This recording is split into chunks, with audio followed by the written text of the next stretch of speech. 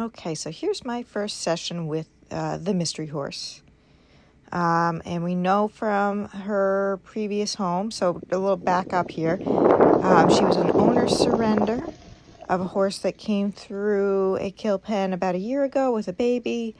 She said she was a Mustang and didn't know what herd. She said she didn't have a brand on her neck, but she has one on her butt. Said that I don't know what herd, but it's one of the easy ones, she was told. So, beefy bay Mustang with no brand. My first thought, of course, is Devil's Garden. And they do have that reputation, although we end up with all of the very difficult Devil's Garden horses.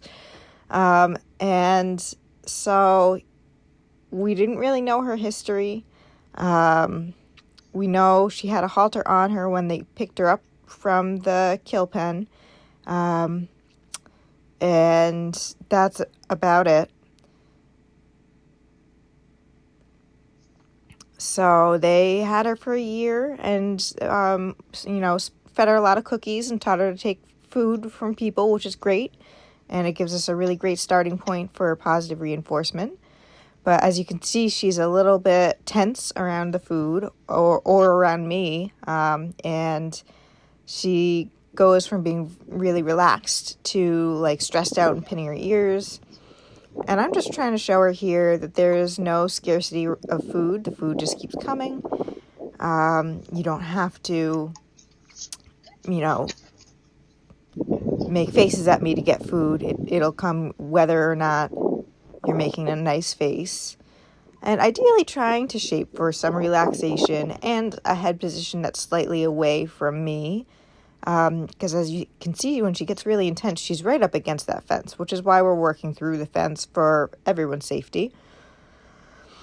And so that I can keep nice and calm, because it's hard to keep a calm state of mind when you're in the pen with a horse that's a little frantic about food and a little bit pushy in your space.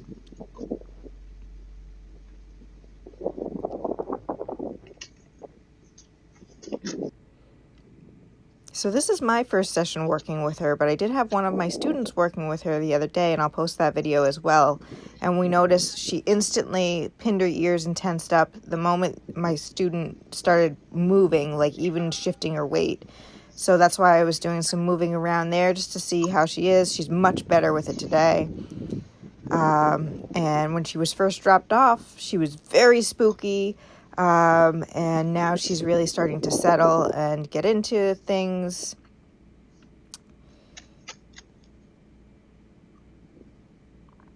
We're probably going to have to treat her for ulcers because, you see, she's very ear-pinny about food, and just because she's had a very stressful life the past couple of years. They think she was bred for bucking stock prior to being in the kill pen, and that based on the fact that she had a baby by her side in the kill pen, that would make sense, that she was bred for something. So we don't think she was really handled in that home.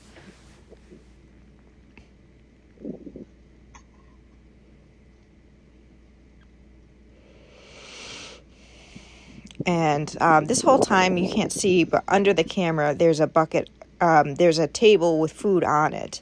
So that's one thing that's really important to me with horses that have this intensity around food, is making sure that they have as much of the reinforcer available to them as they want. And you can see she has learned that high value treats come from humans, and she wants what I have, even though it's the same as the food that's on the table. You'll see at several points I redirect her to remind her that she's got plenty of free food on the table, same exact Timothy. I'm using soaked Timothy hay pellets. And yeah, so there's that kind of aggression face, and we're just feeding her and getting her relaxed, getting her to realize she doesn't have to be right on top of me to get the food. High rate of reinforcement. Okay, there I reached out towards her neck. So I'm now starting to shape a behavior of, can I get your permission to touch your neck? And she's like, I really don't like that. and I took my hand away. The video kind of cut out there, but I wanted to say I do see that ear pin. I hear you. I see the concern. So going back to just that calm default position and feed, feed, feed.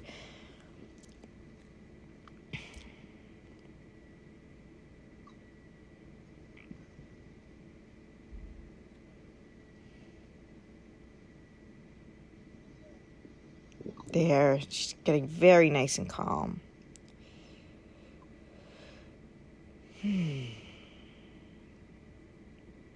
here I clicked and I'm holding out the food and she's like, oh, okay, yeah, there's no rush because it'll be there. And that's what we want. We want her to get much more relaxation around this food.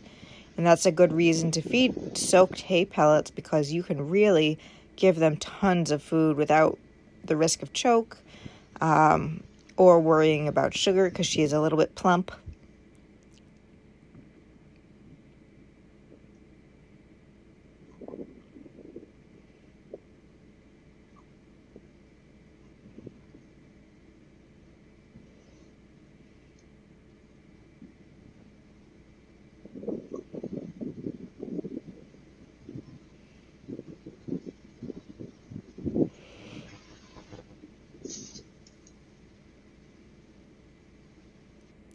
It's funny because you can see she's kind of making faces at me and like maybe trying to be a little intimidating, because I may have worked with little lesson kids who wanted to give her cookies, and that's okay. That's communication. But you see, when she was snooting at me, her face softened and she actually kind of sniffed me and was engaging with me, and that is nice too. I want to show her that's not what gets her food rewards, but she's welcome to sniff me and explore my space at this phase, because I want to make her feel safe.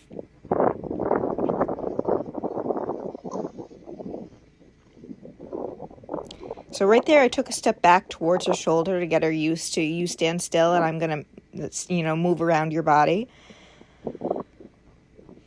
And that was a little hard for her, so, a little calm default. And see how tiny that little shift backwards is? And I'm just waiting for her to put her head back to that position so that I can click and feed. Okay, now we're doing a little jackpot on that table that you can't see where there was food the whole time. And I think what I'm going to do is get her, get the microchip scanner. So this is exciting. I reached towards her neck once and immediately was like overconfident of, I can scan her microchip. It'll be fine. She does pretty well with this actually. But it's a great example of, like her previous home, they said there was one person who could pet her on her neck and that's all.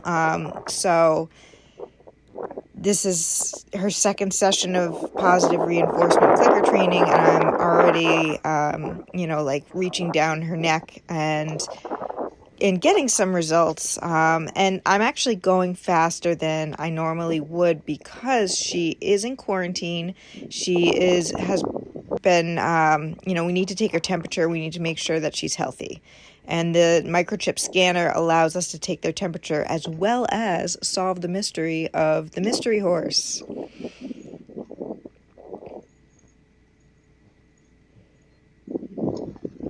So there I am just holding up the scanner, and I don't know if you can hear, but the scanner makes a beeping noise every time you press to scan. So I'm pressing the beepy noise and reaching towards her and just clicking and feeding. And she wants to check it out, so I'm like, here, just you can look at it. And there we go. So I moved just a little bit towards her neck. And this is exactly how you're going to shape a behavior. And this is what consent-based training looks like, is you can't have a conversation with a horse saying, hey, I'm going to use this beepy thing and scan on your neck, but it won't hurt you. All you can do is bring it a little closer to her each time so she can see that it won't hurt her, and she can see what direction we're going with this behavior and kind of predict, you're going to touch me with that thing, aren't you? But hopefully with some better emotions around it.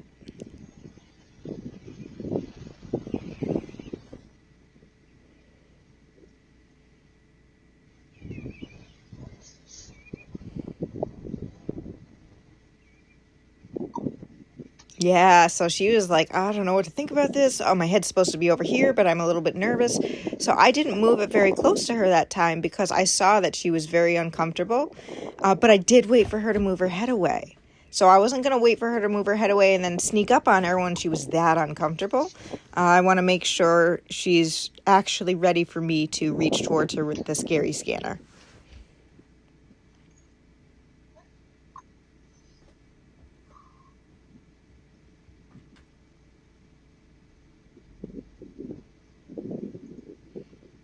Oh, and see how she softened in previous, she'd bring her head over to me and pin her ears, but that time she just kind of brought her head over to me. Now she's kind of sniffing me.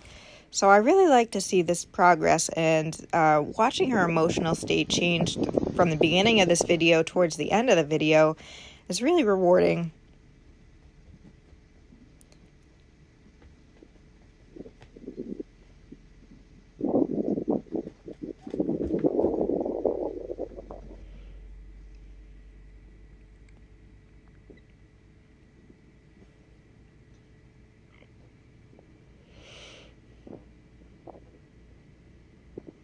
Yep, again, she wants to come and check it out. And then she turned her head away and let me put it a little closer. So that was her going into that ready position saying, okay, I know you're going to do the thing. Do the thing. There we go, getting better. A little tension around that one at the click. The ears pinning. I'm doing more here. You want to smell it? Do you want to touch it? It's safe. This is what noise it makes.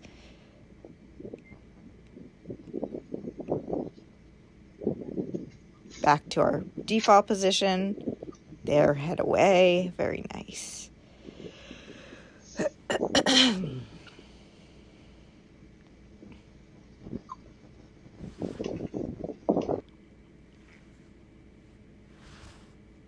Okay, so I'm turning back towards her to reach towards her neck and just rewarding a very small try on that.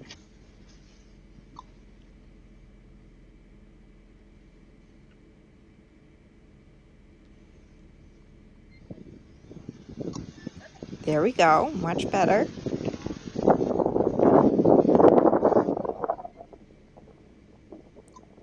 There, that was so relaxed. I got so much farther.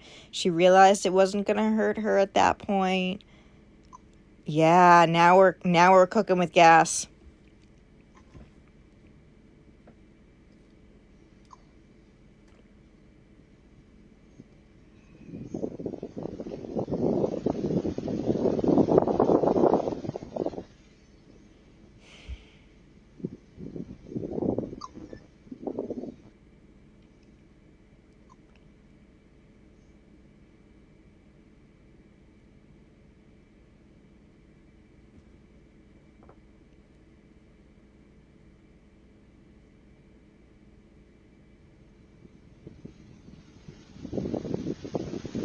We had a spook. We're checking out what's going on over there, and she's right back to work. That's really great. And that was a much better. That wasn't even a spook. That was a look. That was great. I don't know about you, but I'm getting children's riding pony vibes here. She's very cute, very fuzzy, very round. And if she can get past the discomfort about being touched, if we can make it nice and consent-based. Oh, I think I got the scan. That's what I was looking at there. Yep. Now I'm giving her a jackpot and texting Tatiana and Jessica immediately to be like, look up this brand in the BLM system. I still had food and I was in the middle of a session, but I was so excited to find out who she is. And I used that newfound, I'm going to reach towards your neck without the scanner to see how do you feel about neck touches. And I thought about this a lot because, that's where they get shots. That's where they get IV injections. And so touching that spot can be uncomfortable and remind them of things that they don't really like that much.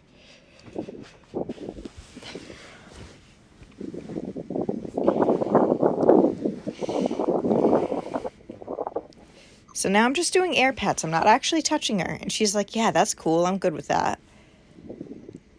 So we're systematically taking apart the concept of I'm going to touch your neck and getting her comfortable with each stage. And reaching towards her is a big thing. If I can reach towards her with calm, then great. Oh, looks like we're going for another little jackpot.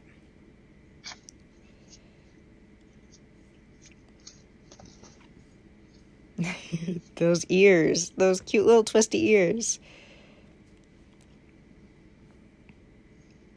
And we're back, with a halter. So, this is the beginning stages of everything. And especially with a horse like this that we don't know her history, I'm curious what her feelings are about me moving, me touching her, and in this case, a halter. So I didn't have any intentions of haltering her. I was just curious to see the emotional reaction to a halter. So I'm back to our calm default position, and I'm just like, hey, can you touch this thing? And she's like, absolutely not. That thing's gonna eat me. But she sniffed towards it, and she thought about it, and I like this. She's keeping her brain online. She's staying with me, but keeping a good distance. And I do like to do some things like this that push them a little bit so she can remember that she can walk away. She can create some space, and she doesn't have to do any of this. And I do think that's important. And then I just put down the halter and went back to training because I also don't want to lose that momentum. But it's important for her to know she can walk away at any time. She can say no. She can go eat the free food. I think at this point we're doing some touch targeting. Yep, there, she got it.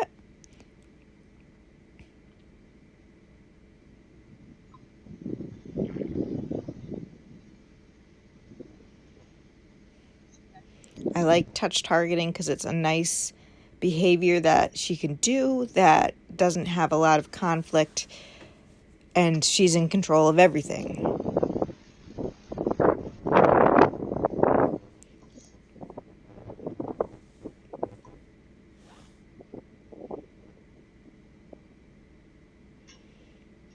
Poor thing's in the mud pit at this point. I will point out that off camera, she has a very nice, clean, dry stall with shavings that she has been napping in.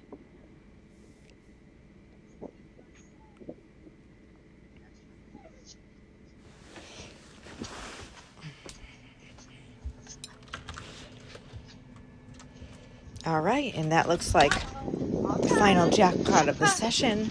So really like 3 sessions in there between just calm default, getting her out of that food scarcity mode, creating some relaxation,